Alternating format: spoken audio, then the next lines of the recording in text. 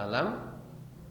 Jadi kafir, tertutup hatinya, tidak mau beriman, tidak percaya kepada Allah.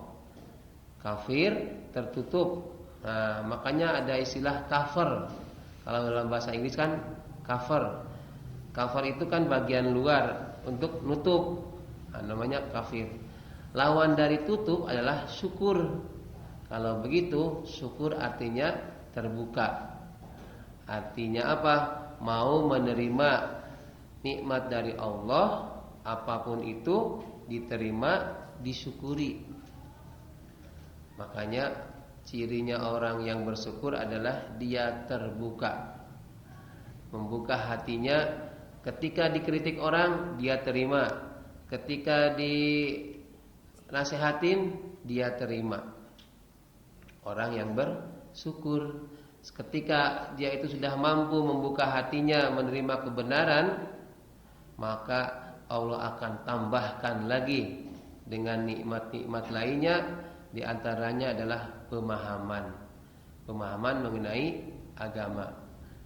Di fakih dalam hal agama, ya ini akan dimudahkan, diberikan pemahaman dalam hal beragama.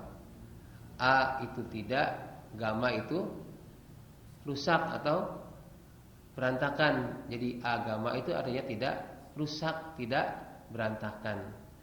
Nah, dengan adanya pengajian, termasuk majelis yang kita rutin adakan setiap malam Rabu itu menunjukkan bahwa kita terbuka atas dalil-dalil atau pendapat-pendapat yang lain, terutama mengenai sholat.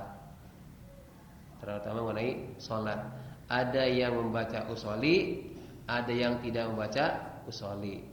Terbuka. Oh, dulu aku pakai usoli, itu orang nggak pakai usoli. Setelah ngaji ada dasarnya. Dia pakai Allahu Akbar kabiro, aku pakai Allahu Ba'id baini. Awalnya merasa paling bisa, masing-masing merasa paling benar. Tetapi karena dia bersyukur, membuka hatinya, Allah pahamkan. Ternyata bacaan iftitah tidak hanya Allahu Akbar kabiro, tidak hanya Allahumma ba'id baini. Begitupun untuk bacaan ruku, bacaan i'tidal, bacaan sujud, bacaan duduk di antara sujud, beragam ternyata. Yang tadinya cover, tertutup dengan bacaan yang saklek, yakni yang diajarkan di waktu kecil, tidak lagi ada penambahan ilmu atau update pengetahuan, ia menjadi tercerahkan. Oh, itu orang itu bacanya subhanakallahumma rabbana wa bihamdika allahummaghfirli, karena ada dasarnya. Aku pakainya subhanarabbiyal azim, dia pakainya subhanarabbiyal azim wa bihamdih, misalnya pas ruku. Karena kita terbuka, membuka diri kita, maka kita pun Allah tambahkan pengetahuan. Sehingga outputnya dari pengajian ini itu tidak merasa paling benar, ya, tidak mau menyalahkan atau tidak merasa paling benar. Jadi memaklumi kalau ada orang yang telunjuknya kok digerak-gerakan pas tahiyat, ada yang langsung maksudnya ajak, enggak digerakkan. Ada yang begitu at-tahiyatu lillah langsung digerakkan. Ada yang menunggu sampai illallah. Oh, itu toh dasar-dasarnya. Itulah pentingnya kita ngaji, ya. Jadi jangan sampai merasa nek tahiyat itu illallah baru diangkat telunjuknya, enggak gitu. Atau yang nek tahiyat itu dari awal telunjuknya diangkat. Jadi masing-masing punya dasar. Itu sudah materi-materi lama kita, ya. Nah, malam hari ini saya menyampaikan beberapa hadis, ada kaitan dengan sholat, yakni hadis-hadis yang terkait atau dengan tematiknya itu futihas sama. Jadi dibukakannya langit, abwabas sama. pintu-pintu langit itu dibuka. Apakah nampak langit itu memiliki pintu? Seperti hanya ketika ditanya anak-anak, Pak, katanya pintu surga itu ada 7. Emang pintunya terbuat dari apa? Ukurannya sebesar apa? Nah, menggunakan bahasa abwab itu untuk memudahkan pemahaman. Abwabun atau babun itu kan pintu. Ketika jenengan mendengar rumah pintu, oh berarti kan itu mesti untuk jalan masuk. Ya, pembatas antar bagian dalam dengan bagian luar itu ada pintu. Lalu bagaimana dengan pintu langit? Langit yang dalam Al-Quran disebutkan ada 7 tibaqo, sab'an tibaqo. Ada 7 lapisan, 7 lapis bumi. Dalam ilmu pengetahuan namanya atmosfer itu 7 lapis. Lalu kalau dikaitkan dengan Isra Mi'raj, Nabi Muhammad itu dari Mekah, dari Masjidil Haram ke Masjid Aqsa, lalu naik ke Sidratul Muntaha, tembus ke langit 1, 2 sampai ke 7, tembus lagi ke Sidratul Muntaha, di mana Allah bersinggasana. Nah, kita akan membuka yang jaraknya sangat jauh, kita tidak tahu seberapa tebalnya, seberapa jaraknya. Dengan apa? Dengan amalan-amalan yang amalan itu kita amalkan bisa membuka langit, seolah itu langit ada pintunya, pintunya terbuka, lalu kita bisa tembus langsung, bisa komunikasi dengan Allah. Dalam arti kita berdoa, Allah kabulkan. Ya, jadi ada upaya-upaya atau ikhtiar yang bisa kita lakukan supaya pintu langit terbuka. Ini artinya untuk kaitan dengan doa ya. Saya ambilkan beberapa hadis. Hadis yang pertama. Jadi hadis-hadis ini menunjukkan kapan waktu-waktu yang terbaik untuk beramal, untuk berdoa, sehingga pintu langit terbuka, kita berdoa diijabah oleh Allah. Tapi ini disclaimer dulu ya, bahwa setiap waktu, setiap saat dalam ajaran Islam semuanya baik. Tidak ada waktu, tidak ada hari, tidak ada bulan, tidak ada tahun sial atau hari naas. Semuanya baik. Mungkin kan sebagian kita ada beberapa bulan yang dianjurkan nggak usah mengadakan hajatan ya.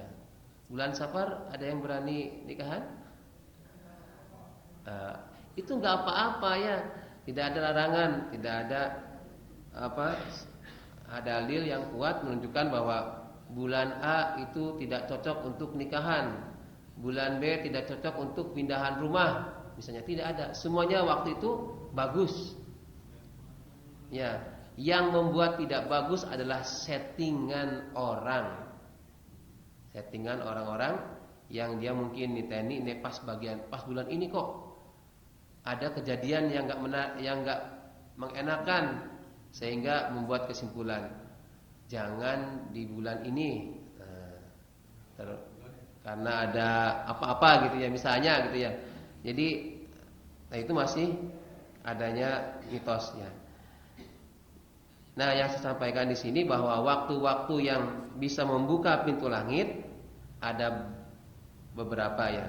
Saya ambilkan yang pertama, yakni ketika tergelincir. Yang pertama ini,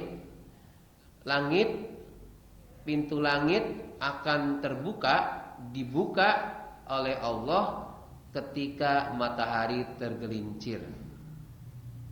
Yang dimaksudkan berarti setelah pas di atas kepala kita, ini dalam keadaan cerah loh ya, bukan keadaan mendung. Dalam keadaan cerah, matahari tepat di atas kepala kita, ditandai tidak ada bayangan. Jadi tidak ada bayangan. Kemudian tergelincir, artinya apa? Si matahari itu sudah ke arah barat, kalau kita ya, ke arah barat, bayangan ada di sebelah timur. Itu berarti sudah manjing sholat zuhur. Nah, ketika matahari tergelincir sedikit, lalu melakukan qobliyah zuhur 4 rakaat, di saat itulah pintu langit dibuka. Maka bagi yang ada waktu, ada kesempatan, ada kemampuan untuk melakukan qobliyah zuhur 4 rakaat, lakukanlah. Saya pengen, iya pengen, tetapi kadang saya tidak bisa 4 rakaat. 2 rakaat pun kadang harus dipercepat. Kenapa? Harus mengkondisikan siswa. Kalau saya egois, wah ini sunnahnya adalah 4 rakaat. Saya sholat sunnah 4 rakaat dulu. Selama 4 rakaat saya sholat sunnah, bisa jadi petak anak-anak bertingkah, ono sing dijitak, ono sing ditendang, ono sing nangis, repot. Maka lebih baik tidak sholat sunnah qobliyah zuhur, tapi memastikan anak buat soft, barisan tertib, rapih. Itu sudah sambil bacaan subhanallah walhamdulillah wala ilaha illallah Allahu akbar la haula wala quwata illa billahil aliyil azim. Saya ajarkan di sekolah itu bacaan itu sebelum sholat. Mungkin ada yang protes, Pak Ud kok ngajarin pepujian? Bukan itunya yang saya ajarkan, ya. Tapi lebih menjaga mulut bocah-bocah ketimbang rame, mending bersuara tapi bacaan tasbih. Kalau dikaitkan dengan materi dulu pernah saya sampaikan, itu bacaan sebenarnya bisa menjadikan pengganti sholat qobliyah. Makanya kalau misalnya ini ya, yang gampang nih, yang konkret. 1 menit lagi menurut timer di sana di dinding itu, waktu isya atau waktu maghrib atau waktu zuhur. Kalau sholat qobliyah nggak keburu 2 rakaat, meskipun itu 2 rakaat, karena 1 menit lagi, maka bacalah subhanallah walhamdulillah wala ilaha illallah wallahu akbar la haula wala quwata illa billahil aliyil azim. Ning ojo banter-banter. Ya dibatin terdengar sendiri aja. Kalau keras-keras takutnya mengganggu jamaah lainnya. Lirik aja dalam hati sambil subhanallah walhamdulillah wala ilaha illallah wallahu akbar. Sekiranya waktu untuk sholat sunnah tidak cukup, saya bacakan dasarnya. Kana yusolli qabla zuhri arba'an idza zalatis syams wa yaqulu abwabus samai tuftahu idza zalatis syams. Rasulullah SAW itu pernah sholat 4 rakaat sebelum zuhur, yakni saat tergelincirnya matahari. Rasul lalu bersabda, pintu langit terbuka saat tergelincirnya matahari. Pintu langit terbuka saat tergelincirnya matahari.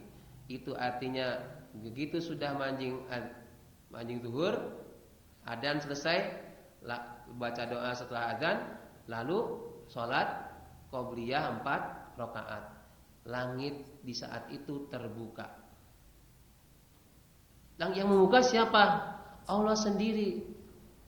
Dibukakan memang pada waktu itu, terutama dia terbuka dan orang bisa akses, bisa masuk ke sana, yakni yang melakukan qobliyah zuhur. Yang enggak qobliyah zuhur bagaimana? Ya berarti dia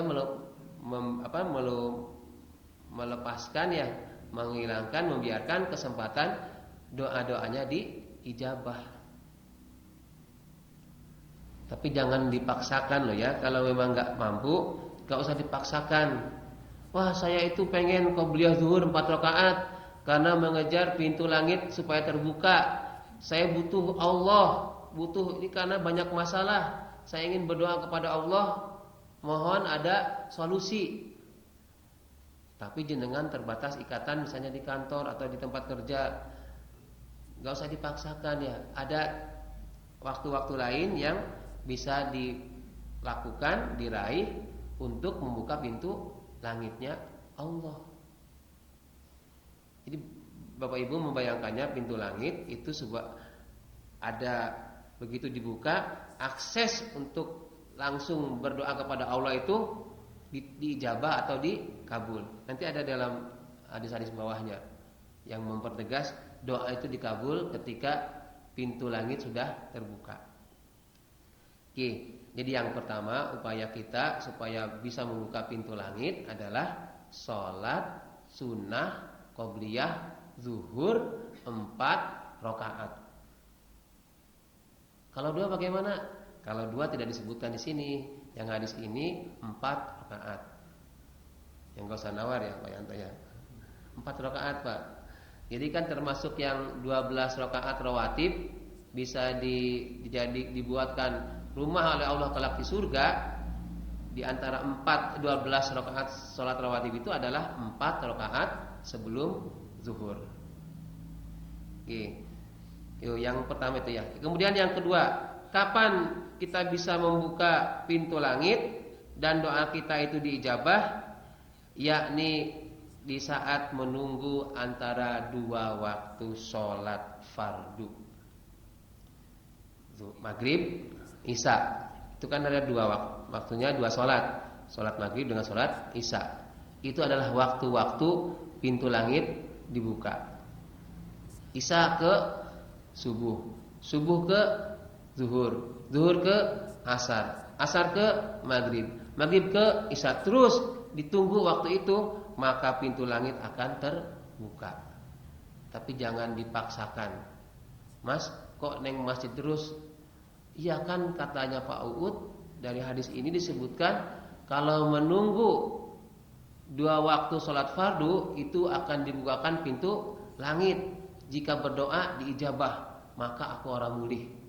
Maghrib tekan isya. Masih maklum nih maghrib tekan isya. Dari isya tekan subuh orang mulih, wah akan repot. Jadi kalau saklek memahami ini, 2 waktu sholat fardu yang diambil isya dan subuh, repot orang rumah ya.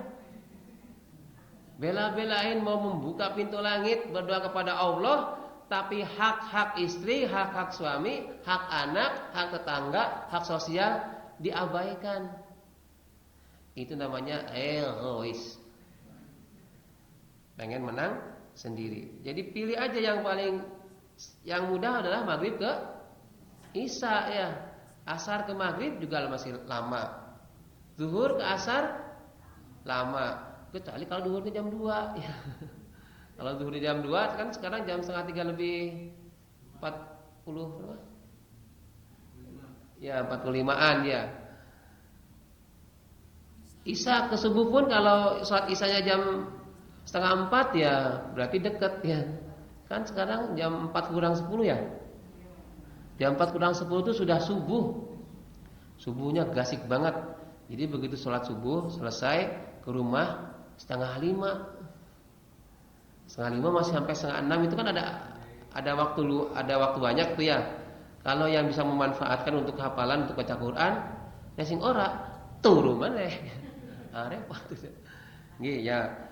Ya kadang-kadang kalau pas lagi capek ya istirahat, nanti jam 5 bangun lagi ya. Jangan sampai kalah oleh matahari ya bangunnya. Jadi disebutkan di sini absyiru hada rabbukum qad fataha baban minan abwabis sama yubahi bikumul malaikah yaqulu unzuru ila ibadi qadau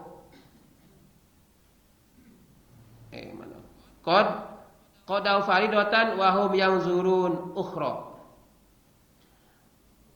Dari hadis ini dari sahabat Umar, bergembiralah kalian, Tuhan kalian telah membukakan salah satu pintu langit, babun min abwab, satu dari pintu-pintu langit, serta berbangga, merasa bangga terhadap kalian di hadapan para malaikat, seraya berkata, lihatlah kepada para hambaku, mereka telah menegakkan sholat fardu lalu menunggu sholat fardu berikutnya.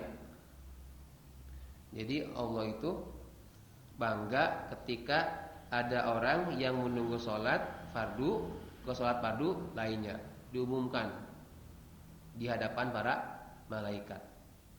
Ya, hei para malaikat, ku saksikan hamba-hambaku si fulan dari maghrib, ba'da maghrib sampai isya di dalam masjid menunggu isya setelah maghrib. Itu diberikan apa dalam hadis ini sebutkan pintu-pintu langit dibuka. Qad fataha. Jadi ini kalau di sini sebut pintunya itu satu dari qad fataha baban min abwabis samai. Allah itu maksudnya si Tuhan Rabbukum membuka satu pintu dari pintu-pintu langit. Kalau begitu langit itu ibaratnya banyak pintunya. Satu pintu itu dibuka. Manakala ada bagi orang yang dia menunggu salat fardu berikutnya setelah fardu semula. Misalnya dari maghrib ke isya. Pintu langit dibuka. Maka banyak-banyakin berdoa. Apa harus berdoa terus? Ya tidak. Jenengan bisa baca Al-Quran, bisa beramal yang lainnya. Tapi dalam artian dalam satu lingkungan ini loh ya. Nggak dadak neng pasar se, apa neng peleret se, neng mana alun-alun saya korone meneh. Nggak menunggu di dalam satu masjid ya. Di sini kan ada misalnya tadarusan ya. Atau ini kita malam Selasa, malam Rabu, malam Kamis kan di sini malam Selasa ya benar. Pak Fatur Rahman malam Selasa. Pak Uud malam Rebo. Terus malam Kemisan Bapak, malam Jumatnya Ibu. Nah, tapi ibu-ibu kan setelah Isya ya. Ini maksudnya yang setelah Bapak-bapak juga setelah Isya. Malam Selasa, malam Rabu itu yang ini menunggu waktu Isya, tapi dengan thalabul ilmi. Mudah-mudahan itu Allah bukakan pintu. Kok di antara kita ada yang berdoa lalu dikabulkan, nah, kitanya semua dapat kemungkinan diijabah oleh Allah. Satu ya. 1 per 3 itu 51. Nah, kemudian pada saat azan berkumandang. Kapan? Saat azan berkumandang. Jadi begitu Bilal kamu azin Allahu Akbar, disitulah mulai pintu-pintu langit dibuka. Sampai la ilaha illallah, lalu membaca doa setelah azan. Makanya kalau ada azan diusahakan itu menirukan menirukan bacaan muadzin. Muadzinnya Allahu Akbar, maka yang mendengar bagaimana? Allahu Akbar. Muadzinnya asyhadu an la ilaha illallah, yang mendengar asyhadu an la ilaha illallah. Kalau muadzinnya asyhadu anna Muhammadar Rasulullah, yang mendengar asyhadu anna Muhammadar Rasulullah. Sama berarti kan? Tapi beda dengan yang hayya 'alas shalah. Bacanya apa? La haula wala quwata illa billah. Hayya 'alal falah. La haula wala quwata illa billah. La ilaha illallah. La ilaha illallah lagi. Kemudian baru berdoa. Jadi di bacaan muadzin dari Allahu Akbar sampai la ilaha illallah ditirukan, kecuali yang tadi bacaan yang hayya 'alas shalah wal falah itu adalah saat-saat pintu langit dibuka. Saat azan berkumandang. Makanya kalau begitu azan itu kan Allahu Akbar, Allahu Akbar, setan langsung lari, kabur, melayu kencang banget. Bahkan ada bahasa hadis ada yang menerjemahkan terkentut-kentut. Ya. Saking kalau bahasa Sundanya itu ngabecir. Ngabecir itu lari sangat keras karena ada perasaan takut ya, dikejar-kejar kan. Kalau keras tapi tidak takut kan beda. Ya tidak, kekuatannya beda. jenengan biasanya lari biasa, tapi begitu ada anjing, dikejar anjing, jenengan punya power tambahan. Larinya kenceng banget. Nah, itu kalau setan begitu diadani ngacir dia. Begitu la ilaha illallah, segera juga dia mendekati ke orang-orang yang mau sholat. Siap-siap pasang peralatan, perlengkapan supaya menggoda orang-orang yang mau sholat. Begitu Allahu Akbar, Allahu Akbar, qomat, lari meneh.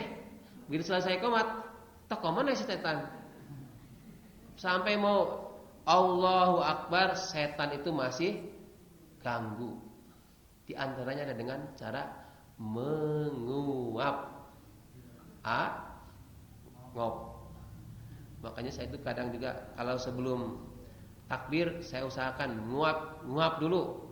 Jangan sampai Allahu Akbar, Allahumma ba'id bain.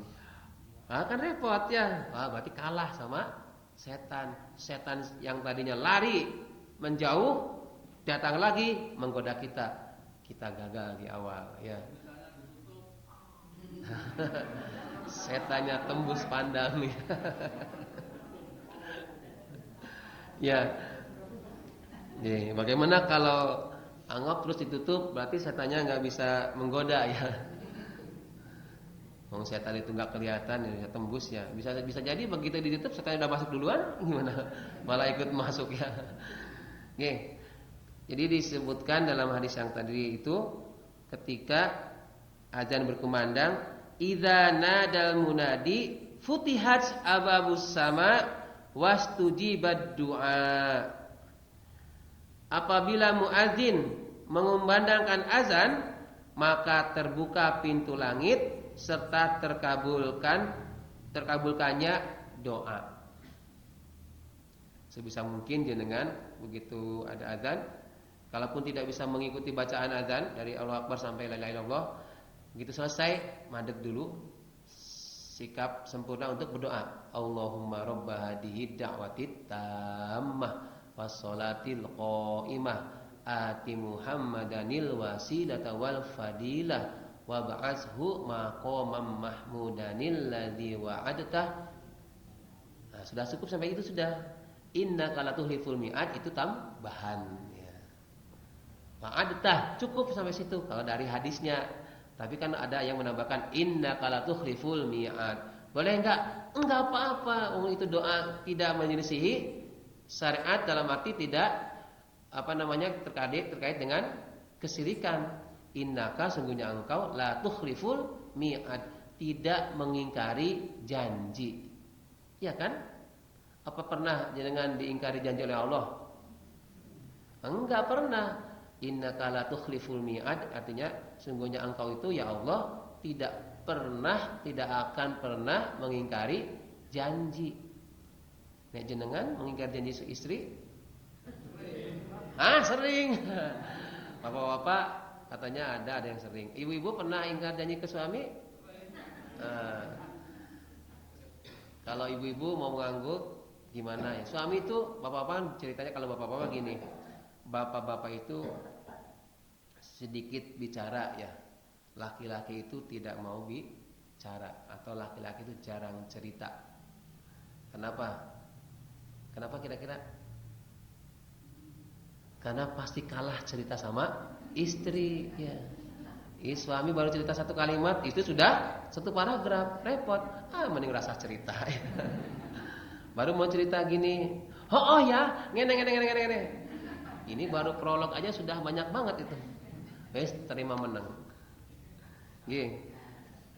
Jadi bapak-bapak, ibu-ibu, ini yang supaya pintu langit terbuka adalah manakala azan berkumandang. Kemudian apa?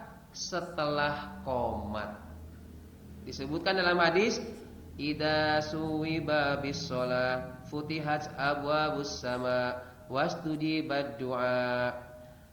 Apabila iqamah dikumandangkan, maka pintu langit terbuka serta dikabulkannya doa. Setelah qomat berarti pintu langit terbuka, kesempatan bagi bapak ibu yang mau sholat Sholat itu kan artinya doa. Dari mulai takbir Allahu Akbar sampai Assalamualaikum, itu isinya adalah doa. Ada tasbih, ada tahmid, ada takbir, ada bacaan istighfar, mohon-mohon semua itu. Termasuk mohon rezeki. Iya enggak? Jenengan sadar enggak kalau dalam sholat itu minta rezeki? Sadar? Kira-kira pas kapan? Pas sujud? Betul. Ketika duduk di antara dua sujud. Ini versi saya, Bapak mungkin beda-beda bacanya ya. Allahumma gfirli warhamni wazburni wahdini warzuqni. Warzuqni. Dan berikanlah kami rezeki. Mungkin ada juga yang baca Rabbighfirli warhamni apa? Yang itu kan ada juga kan? Kata-kata warzuqni. Jadi aslinya itu jenengan itu ketika sholat mohon rezeki juga. Mohon hidayah, mohon diampuni, mohon diberi kasih sayang, disehatkan, juga dimohon rezeki. Warzuqni. Maka ketika itu kalau jenengan paham warzuqni, dikonekkan hati kita kepada Allah. Ya mungkin ada beberapa, kalau saya pas jadi imam itu pas duduk di antara sujud agak dipercepat, maksudnya nggak lama-lama banget. Nah, kasihan ada beberapa yang ini kan terkendala kesehatan, kalau duduk di antara sujud terlalu lama, ya makanya kalau jadi imam kan saya tahu bapak itu kalau pas duduk di antara sujud kayaknya gimana gitu kan. Kalau saya jadi begitu nggak nyaman kayaknya. Sehingga ketika saya jadi imam duduk di antara sujud itu agak cepat ya, jangan diprotes Bapak Ibu ya. Dia duduk di antara sujud kok cepat banget. Bukan cepat banget, saya Rabbighfirli atau Allahumma gfirli ketika duduk di antara sujud. Tapi saya lihat dulu bapaknya ada enggak. Nah, kalau enggak ada, berarti nanti saya Allahumma gfirli warhamni wazburni wahdini warzuqni, agak slow ya. Tapi kalau tidak, kalau ada Allahumma gfirli, Allahu Akbar. Kan jadi imamnya harus melihat makmum ya, keadaan makmum. Oke. Terus berikutnya kapan lagi? Jadi setelah ketika matahari tergelincir dengan sholat qobliyah 4 rakaat zuhur, lalu ketika adzan, lalu setelah qomat, lalu ada lagi, yakni ketika ini yang bapak-bapak mungkin senang banget ini, yaitu membaca tahlil. Membaca apa? Tahlil. Bacanya gimana kalau tahlil? La ilaha illallah. Saat mengucapkan la ilaha illallah, maqala abdun la ilaha illallah mukhlishan illa futihat lahu abwabus sama. Tidaklah seseorang mengucapkan la ilaha illallah dengan ikhlas kecuali akan terbuka baginya pintu langit. Pintu apa? Pintu langit. Jadi kalau mau sebelum berdoa jangan membaca dulu la ilaha illallah, enggak apa-apa, ini ada dasarnya. La ilaha illallah. Mau di 10 kali, mau 100 kali silahkan ya.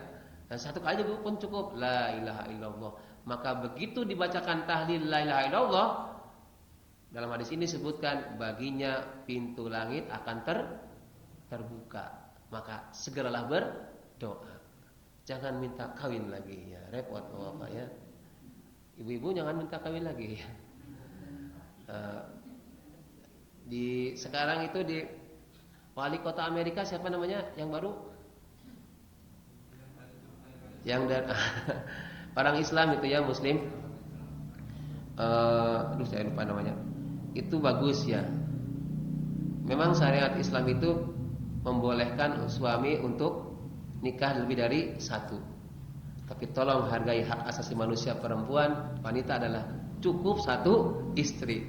Oke, bagus ya. Dia membenarkan ayat Al-Quran, tapi juga dia tidak menafikan tentang haknya perempuan. Katanya ini orang-orang yang Yahudi di New York sekarang agak repot dengan wali kotanya orang Islam. Ya biarin aja. Kita kan apa yang terjadi di New York kan kita tidak tahu ya. Apa yang terjadi di sana ya biar urusan mereka di sana ya. Tapi dipimpin oleh orang yang beragama Islam, setidaknya nanti akan menyebarkan syiar-syiar Islam lewat pemimpin ya. Luar biasa ya. Itu sudah rezekinya orang Islam di New York terutama ya. Di Amerika sana. New York di mana sih, Pak? Di Amerika ya. Ada yang pernah ke Amerika? Ada yang pernah? Sama, saya juga belum ya. Kalau Mas Hendy kan memang kerjaannya di sana ya. Beda lagi dengan saya. Amerikanya Chicago, saya Chicago ya. New York nggak bisa ya.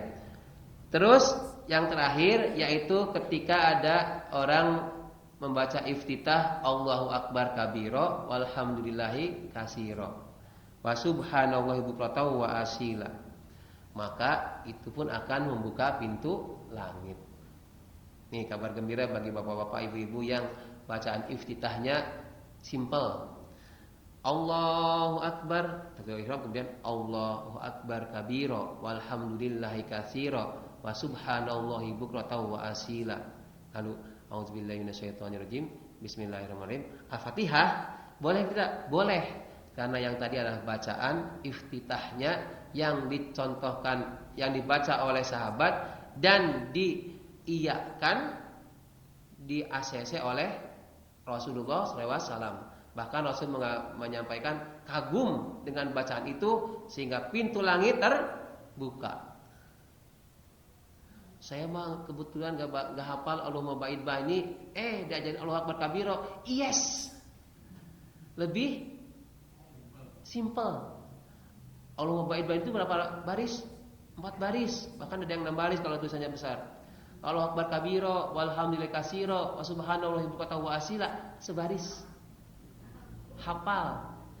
Jadi Allahu Akbar, Allahu Akbar kabiro walhamdulillahi kasiro wa subhanallahi bukratan wa asila. Yes, kata Pak, boleh. Nek mau tambahkan apa ini wajah tuh ya boleh. Lebih panjang lagi silakan. Nek hafal. Ojo maksa-maksa orang hafal kalau ini wajah tuh ini wajah tuh Pak, ini wajahmu ya. Kan repot malah. Oke, kita tutup ya karena sudah manjing adzan. Mohon maaf suara saya agak seksi sedikit ya, ini agak flu. Mari kita akhiri dengan bersama-sama baca doa kafaratul majelis. A'udzubillahi minasyaitonirrajim. Bismillahirrahmanirrahim. Subhanakallahumma wa bihamdika asyhadu an la ilaha illa anta astaghfiruka wa atubu ilaik. Alhamdulillahirabbil alamin. Assalamualaikum warahmatullahi wabarakatuh.